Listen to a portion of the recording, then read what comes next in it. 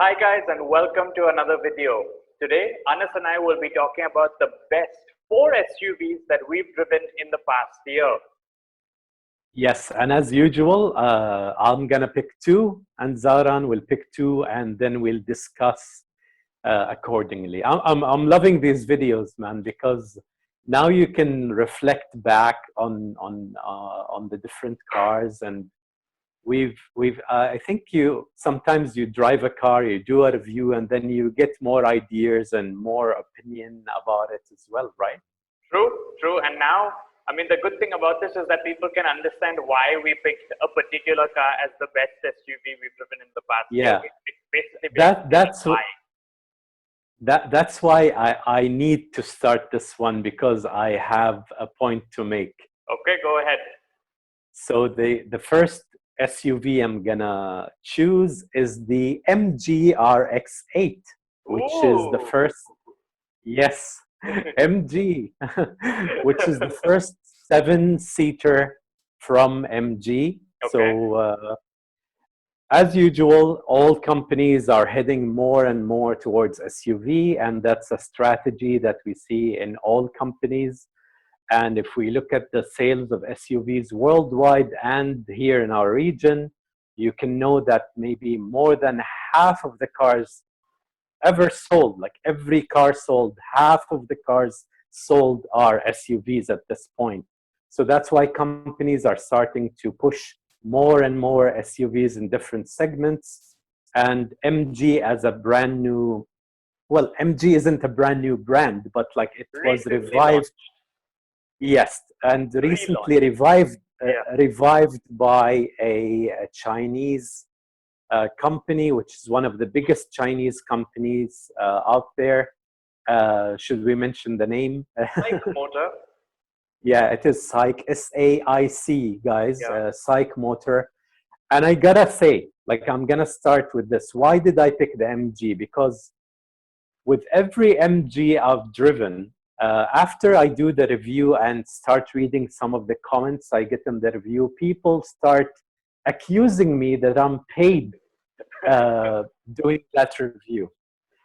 And I understand because usually I'm praising, Right. and that goes to a very important point. Because, first of all, like MG's, it's a car company that has disappeared from like the mindset of people for a long time. For me, MG is always a quick roadster, fun to drive, whatever. That is a flashback to like a period of great motoring history of Britain, right? Yeah, that's back in the But day. then they come back. Yeah. Yes, that's really back in the day. Like we're talking maybe in the 60s or 70s or even before. So going back to my point, now they came back and they started coming into our markets. And every time I review and test a car from MG, it surprises me because I think, first of all, my bar is set low. It's a car that is manufactured in China. I know the heritage of the brand is there, Yeah. but still, people, when they think, oh, a car is made in China, so your bar is already set low, and the pricing is very low as well. So when you come towards a car, you're here, and then the car is offering stuff up there. And that's why like I'm always praising it because it surprises me with what it's offering. And I gotta say, man, the strategy that MG is doing right now, like, is amazing. Is amazing. They're like, if we haven't been in a maybe sort of a financial crisis in the world, and now the COVID-19 thing, like MG would be on the track to be one of the brands you will see more and more cars of very, very soon. Okay, well, yeah, couple of points I want to bring up. So, your first point on why people, every time you do a MG review and you say positive things, people leave you negative comments saying, no, you're paid to say things, this and that. And I think that comes down to the fact that, like you rightly said, it's Chinese, and this point in time, people are still hesitant to accept that a Chinese car can actually be good. But times have honestly changed. I mean, not just MG, sure, we've driven Havas, we've driven plenty of other brands from China that are actually good cars. They are changing nowadays. They're not, when we think about Chinese cars, maybe 5 years ago, 10 years ago, those were really bad. But things have really changed over the past 10 years. And today, I mean, especially the Havas, the MGs, you sit in them, there's not much difference between them and the Koreans. Sometimes they're even better. Yes. Uh, Yes. So, yep, times are changing. And Yeah, and I'm glad you mentioned the Koreans, because here I'm gonna add 2 points about the whole you're paid and whatever. yeah, The first thing is, like, I assure you guys, that one of our policies in the company, that when we say it's a review, it is never paid. It is never paid, because once it's paid, I cannot, like, go and write a script or put my thoughts about it without them approving it. And we try to always, it's a policy and the rule in YallaMotor, that our review, when we say it's a review of a car, has to be not paid, and it has to be my honest opinion about the car. That's number one. And number two, about the Koreans, like, if you remember when Hyundai and Kia first showed up, everybody had the same issue with them. It's like, a Korean car, good? Impossible. Look at you nowadays. I see more Hyundais and Kias on the road than some of the Japanese cars out there. They have surpassed them in some designs. They have surpassed them in some quality. They have surpassed them in a lot of technology, and they have surpassed them in value for money. And this is what MG specifically is doing right now. Like, the value for money when it comes to their cars is, like, I could say it's impeccable, and, like, that's a big word, because they're offering prices and warranty that make any other deal look ridiculous. that's true. That's true. I mean, and that's the good thing about them, right? Like, you and I, we know they're good cars, but for many people who are hesitant to go out and actually try it and buy it, the warranty is what kind of gives them that safety net, that assurance that, listen, even if I do buy it and something does go wrong, I still have a very good warranty to back up the car. If I'm not mistaken, I think it's 6 years or something like that, right, on MGs? Yes, now I think it's 6 years. I'm not sure of the kilometers, but, like, Yeah. still 6 years. Yeah. Full warranty from the agency right here, at least Yeah. in the UAE. So we know that in the UAE for a fact. I remember, So but not, you know, now that you said the MG RX-8, I remember that thing having a few quirks, especially that volume knob, because I was the only Yeah. car that I've driven where the Yes. volume was. Yeah, and that's the thing. If you go back and watch our reviews, and the link will be on the screen, I think, about now, or in the description down below, we did mention some, like, things that need to be better. Yeah. And yeah, it's a new, they're new cars. There's a lot of opportunity to be better in a lot of things, and we do mention that. So let's go back to specifically the RX-8. What did I love about it? First of all, I got it, like, this is a 7-seater that starts at 85,000 dirhams, and the fully loaded one here in the UAE sells for 99,000. That is ridiculous for a 7-seater. And what do you get with that? You get the space as a 7-seater needs. So you get decent space in the back seats. They can fit children very easily. They can fit adults, maybe, like, not like really spacious for adults, but you can still fit 2 adults in the back. The second row, a lot of space there, AC vents, cup holders, USB charging ports, great quality again. And this is the best thing, like, the quality and attention to detail and materials used inside the cabin is all across. So I can give you some examples. In the second row seat, you open that center armrest. There's a box. That box isn't plastic. It's covered in a nice metal looking material, just like any German car.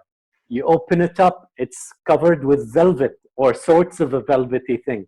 So they're trying to mimic things you only get with Germans that are maybe triple that price. Correct. Even if it's plastic that looks like metal, at least to your eyes, it looks like quality. Moving on to the first row seat, there the quality just boom goes up.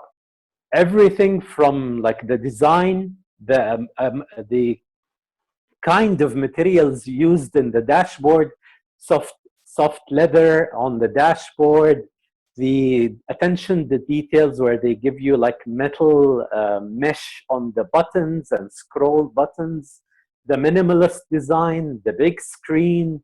Dude, even the window buttons and the control buttons for the mirrors, they look like they came out from a Mercedes, at least for the eye, right?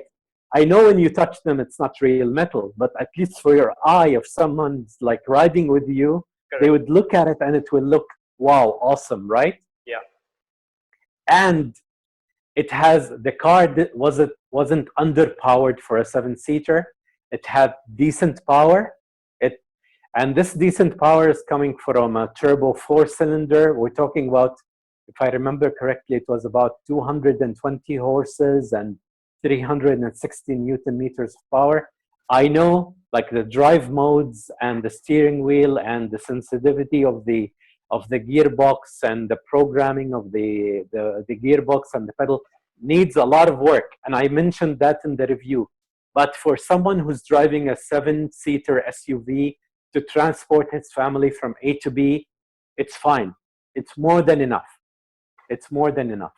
You know what I like about the RX-8 is that up until the RX-8, if you wanted a real 7-seater, I mean one where you can actually use the third row, the cheapest 7-seater on the market was the Pajero. You didn't get anything cheaper than that. I mean, you could get like a Nissan X-Trail with 7 seats, but you can't use the last row in a Nissan X-Trail. There's no space. Yes. So the cheapest real 7-seater you could get was a Pajero. And now with this MG RX-8, there's actually more option in the market. And in many ways, the RX-8 is much better than the Pajero for obvious reasons. It's a lot newer of a car. It isn't, decades old. So and that brings me to a very important thing, tech. Yes. It's full of tech because it's new. The Pajero, okay, it's been the same car for 15 years. They didn't even upgrade the tech. True. But with the MG, you get a huge screen in front of you. In the instrument cluster, you get a great touch screen that looks good. That I think is one of the best Chinese-built infotainment system so far. I can say that. And the best feature of all, which I think we can talk about for the next 15 minutes, is that there is no built-in navigation. I don't need a third-party Chinese navigation that is awful. They skipped that and just gave you Apple CarPlay and Android Auto. But the MG RX-8 has something that all of us want, but all of us won't get because of safety regulations that are in the US, that are in Europe manufacturers, and that are in Japanese manufacturers. And it's full mirroring of my mobile phone screen on that huge touch screen. So you can use your mobile, everything in it, directly from that screen.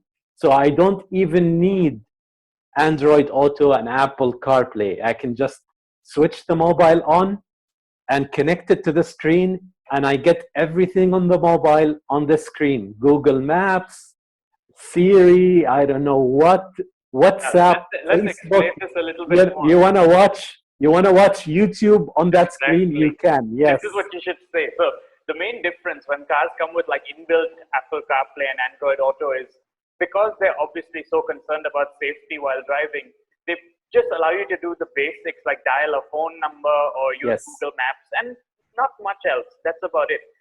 But yeah, it can read you. It can read you a message from WhatsApp, whatever. Probably blah blah play some blah. music, but nothing more than that. It's like these 4 basic things you do while driving and nothing else.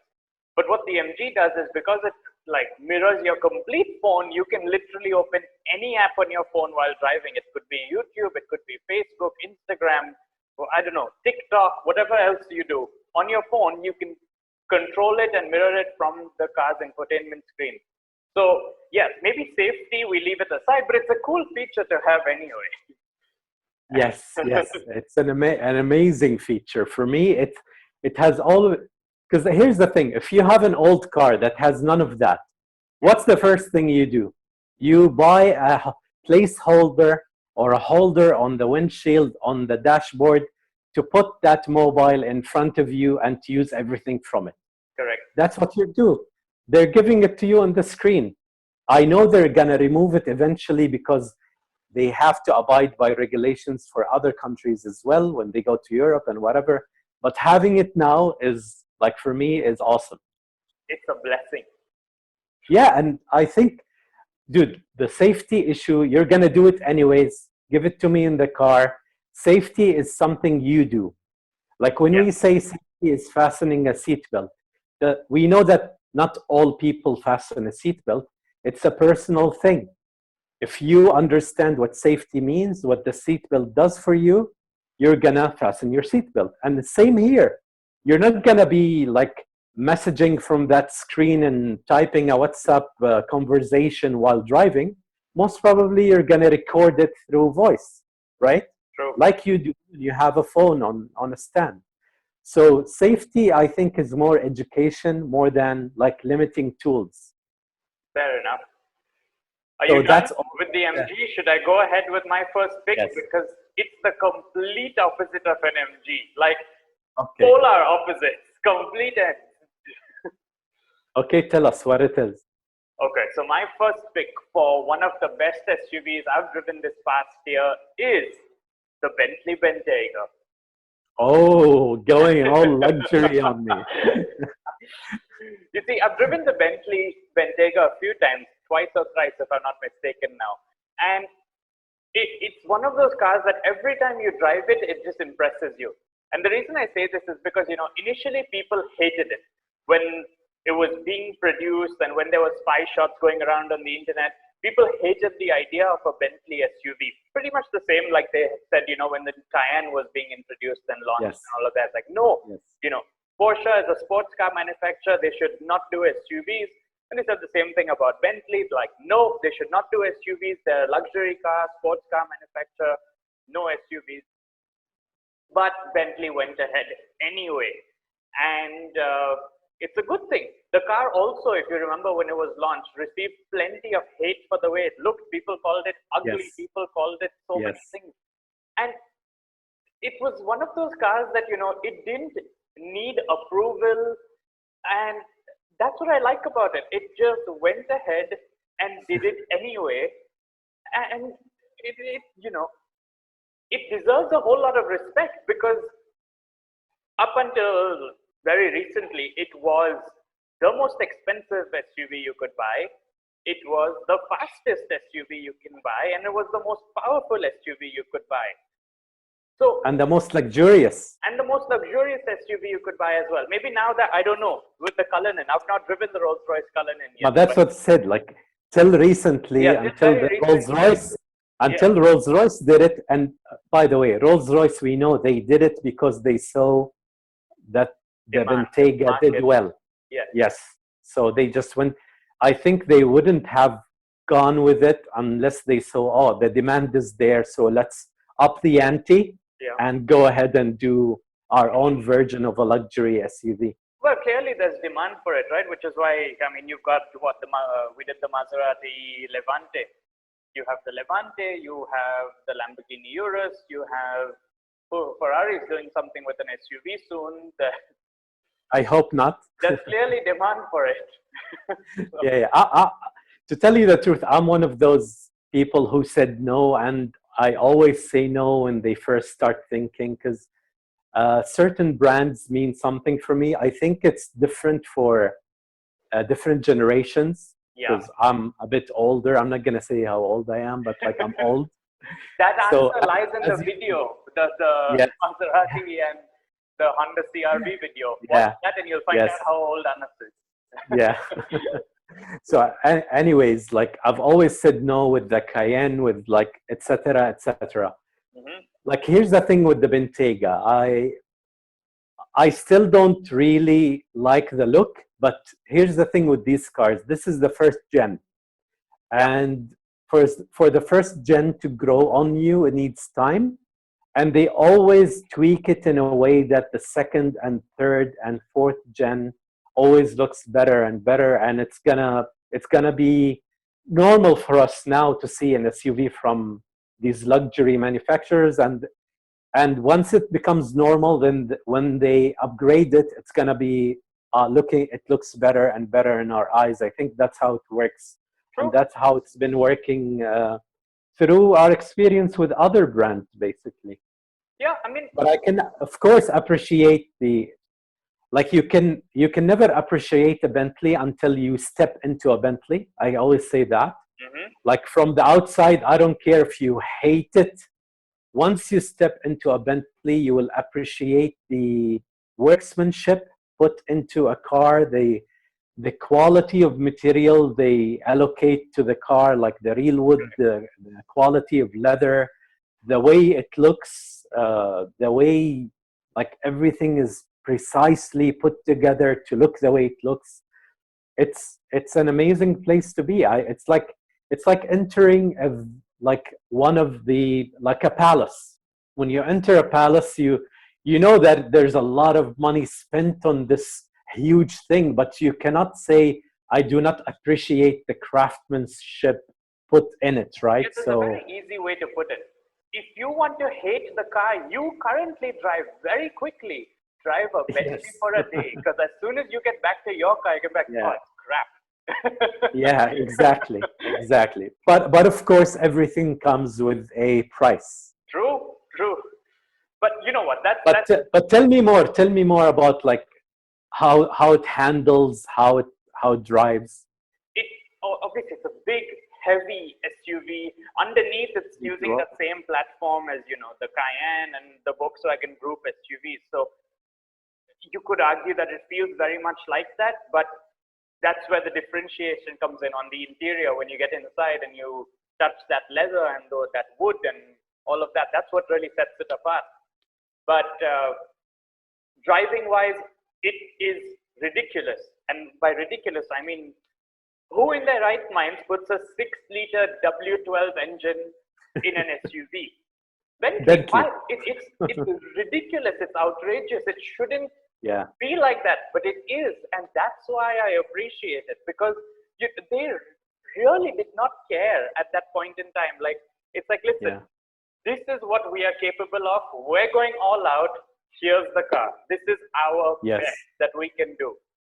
And that's why I Yeah. appreciate it, because it was a statement from them that, listen, this is us. We don't care. You like it, you hate it. It doesn't matter, because Yes. it's a statement. Yeah. And that's I why I understand really why appreciate it. Yeah, I understand why. Let's end it with a last question that I would love to ask you. Yeah. Do you think when we test drive the Cullinan, would you rate the Rolls Royce higher than the Bentley? Do you think, like, just out of what you know about the Cullinan right now?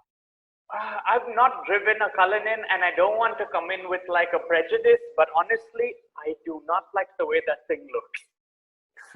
I know it's a Rolls Royce, and people are going to be like, oh, you can't afford it, so shut up anyway. Fine, fair enough. I never Yeah. said I could afford it. I just don't like the way it looks. Let's put it that way. It makes the Bentayga look good. Yes, it does. Anyways, let's All right. move on to your second choice. What's your second choice? My second choice is a car that I've always found that it stood in a class of its own throughout time. Okay. It's an SUV that has a lot of heritage and has changed a lot throughout the years, but it still, at least in my opinion, stands out of this whole SUV class because it means a lot to a lot of people, and that's the Range Rover. And specifically, I'm going to choose the Range Rover Sport autobiography. Well, there's going to be plenty of people who will be able to relate to you now because, as people know, the roads of the UAE are pretty much a Range Rover showroom anyway, with the numbers we have on Yes, the road. yes. So go on, tell us, Uh, why did you pick this so as again, one of the like best SUVs you've driven? first of all, I'll go back to the whole. It stands on a class of its own. Like since I was a kid, like you had your SUVs, you had the Land Cruisers, you had Nissan Patrols, you had what else that is old? Like that's mainly the SUVs that you see a lot on the road. And then you had the Range Rover. Yeah. It's like, yeah, I know, like the Toyotas and the Nissans, they're big, they're tough, they can go off road, they're everywhere, they're practical, they're reliable. Yeah. But there always have been like it's there, but there's the Range Rover. And people who afforded a Range Rover always knew that they were like, Above. I'm in a Range Rover. Yes, I'm in a Range Rover, and everything else is different and far from me. Yeah. Although it had its reliability issues, and because of the price, to tell you the truth, you'll be really brave to just bash it on dunes and stuff, but people did it here in the UAE anyways. I remember, in fact, And the best thing about the Range Rover, no matter how it evolved, that design has still like a lot of like emphasis on the history of the early generation Range Rover. You see a Range Rover on the road like a mile away, and you know that's a Range Rover. True, true. And I'm talking about real Range Rover, guys, not Evokes, like Range Rover. So Range Rover Vogue, Range Rover Sport, even the Velar. Maybe I can mention the Velar because it still had that design quality of a Range Rover. But like, yeah, that's what I can open with. Did you know what Range Rovers were called a few years ago? They were basically called the Rolls Royce of the SUV world because there were no other SUVs that could quite match it when it came to like luxury and all of that. Obviously, that statement doesn't hold true anymore because Rolls Royce is like, listen, we make our own SUVs now, so stop calling that thing the Rolls Royce of SUVs. But, no, and I know like now you can buy SUVs in the same range and from Mercedes. Correct. You can buy the same SUVs in the same range from BMW. Yes. But like they I don't know, they don't match the Range Rover for me. When I see a Range Rover on the road, I still see a Range Rover on the road. It has a lot of history, it has a lot of, and the design, again, like for me, the design, the way it looks, it's so reminiscent of the old Range Rover. The way they evolved it across the years, they haven't ruined it for me.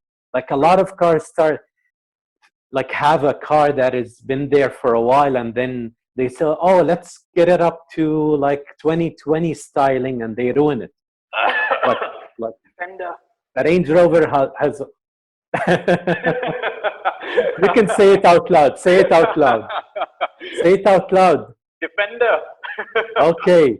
Although it comes from, and that's the weird thing, it comes from the same group. Yeah. Like, I don't know why, man, but like you have the Range Rover on one hand that looks amazing and like still sticks to the heritage, and then they went and did that for the Defender. But okay, I'll save my Defender argument until I see one on the road. We haven't seen them in the UAE. For that matter, but or driven one, yeah, because I think, let's go back to the Range Rover Sport autobiography, because like, as you said, like you step into the car, first of all, from the outside, the design is amazing, especially the one I drove was, the color scheme on it was even more amazing. It's a Stormtrooper color scheme, so it's black and white with a full like panoramic black roof. Like it looked amazing in white, and you know, like in the UAE, we love our white cars. True. So it was like to the point. It's like a UAE Range Rover. You step in, like dual tone leather from the best quality. You have velvet everywhere, Alcantara on the roof, on on the side. Dude, I hardly, like, I was searching to find a piece of cheap plastic in that cabin, and I couldn't. Like, I was actually looking for it, like, to highlight it in the video, and I couldn't find it. Well, it'd be sad if you did at that price point, if you found cheap Yeah, plastic. yeah, So it's good they yeah. hit it. Yeah, let's mention the price up front. It's 600,000 dirhams, guys. But but for me, the sport was worth every penny, because with all of that luxury, you get a lot of technology with the Touch Pro Dio system, which I have some notes on. When it comes to reliability and ease of use. But at least what I like about it, that it is a dual screen, or like, let's say, a triple screen with the instrument cluster Yeah. that needs a lot of attention from you to actually use it. But at least it has these two dials that change the function according to the menu you're in, which eases the use a little bit, but they still need a lot of, like, learning curve for you to use them without looking at them. But still, a lot of technology. And yeah, I can mention also that for me, the processing is a bit slowed. So moving from one menu to the other there's a bit of lag on the screen, which could be better. And I'm sure they're going to make it better with the next version. But all of that comes with an amazing supercharged V8 that produces 525 horsepower and 625 Newton meters of torque. And forget about the numbers, because this thing does 0 to 100 in like around 5 seconds with an awesome sound coming from the exhaust system that you want to rev that thing every time you're driving it just to hear that sound. That sound was amazing. And I think, like, I can input a little clip here to show you the sound. It is awesome.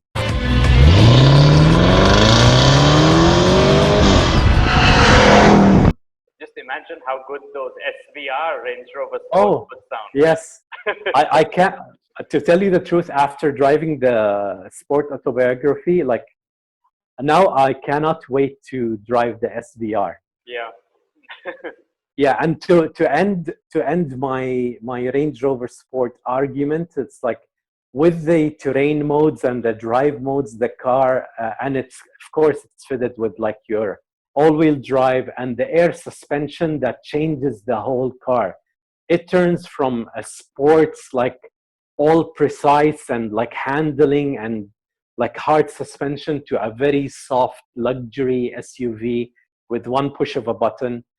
And if you want to go crazy and go off-road, I think it's capable as well. But you're going to be crazy to do that with a Range Rover Sport. But still, I think it can handle some off-roading as well with that suspension. Okay. So I'm done. Let's go to your next choice. Well, I was going to say that you need, my second pick also needs a very fat wallet, but considering your Range Rover Sport is at 600,000, you don't need such a fat wallet anymore. My next pick is the BMW X7 that we drove. Ah, yes. You see, now, yes. Before we got the X7, we'd heard stuff and we'd read stuff online, and many people thought it was just a 7-seater X5, basically. Yeah. With a slightly stretched out X5. That's kind of what people thought it was. And as soon as we saw the thing, the first thing that caught our attention was that grille, because it was the first BMW we'd seen with that ginormous grille on it. And it surprisingly did not look hideous. In pictures, it looks very bad. It still does. But in person, it just looked okay on the car. It just blended in. Yeah, I remember jokingly, you know, that BMW calls its grill a kidney grill. And I jokingly in my review said, oh, this is not a kidney anymore. It's like the size of a liver, more of a liver. But to tell you the truth, it fits the car. Like, I can see such a big grill fitting that big 7-seater SUV. The car is big. Correct. And to tell you the truth, pictures don't give it justice. Don't give the car justice. When you see it in person, it's a good looking 7-seater, and the size of the car Like it is a big 7-seater. Like it's a really big 7-seater. It's a big, luxurious 7-seater. 7-seater, yes. And I remember driving that car, and it was one of those cars that really made me go, wow. And not just Yeah. because of the way it looked, it was just so many things that came together to make you go, wow. It was the way it drove. It was brilliant to drive. It was so smooth, and it was Yes. just a pleasure to drive that thing. And of course, because it had what, a 4-liter, 4.4 twin turbo V8, yeah. all of that. Yeah. Very, very quick when you wanted to put your foot down and go. And otherwise, it was just so soft and quiet, and you couldn't hear a thing inside. Yes. Yes. And I'll never forget, it had features. Like, let's be honest, we drive many, many cars, so it's difficult to impress us. You show Yeah. us anything, we're like, nah, that's better. That's better than that. But Yeah, I think with the BMW X7, they have thought of everything. yes, They thought of every single feature that they can put in a 7-seater SUV, and they just put it. It's like a Note 10 Galaxy phone. It's like you get stuff that you're not going to use in your life, true. but it's there.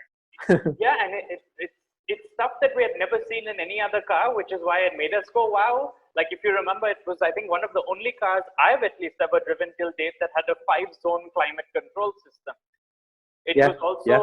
one of the only cars I've driven till date where it had those tiny microscopic LEDs inside the panoramic roof. So you remember Yes, at night, the yes. whole roof would become the same color as like the ambient Yeah. lighting. Yeah. It would become Yes. blue, red, purple, pink, I don't know, whatever color Yeah. your ambient lighting was. And we've never seen that in any other car. And then, Yeah, it's everything you would expect from a BMW plus more. yeah, let's just say it's the best BMW you can buy right now. Yeah. Maybe apart from the 7 Series, because I think the 7 Series has more. But then again, it's difficult to tell with all these optional extras and No, stuff but like here's the thing. Like the 7 Series, I always think about it as a car that you don't drive. The 7 Series for me is a limousine. Yes. You get more from staying in the back. But like you said, when I drove that X7, and it's a family SUV. Like if you have a big family, it's a great family SUV for you to drive and to use with your family. Yeah. But when you drive it, it doesn't feel. My first thing is like it doesn't feel like as big as it looks, and it has a lot of dynamic range. It like changes according to what you need it to do. If you Correct. want it to go fast and sharp around the corner, it can go. Again, with the measurements of being a 7-seater SUV, of course, but it can do it.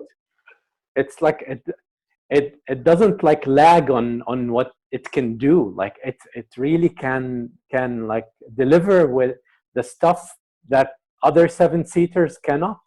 Yeah. And do you remember that assisted driving that it had? It was self-driving Oh yes, up till like I 65. yeah.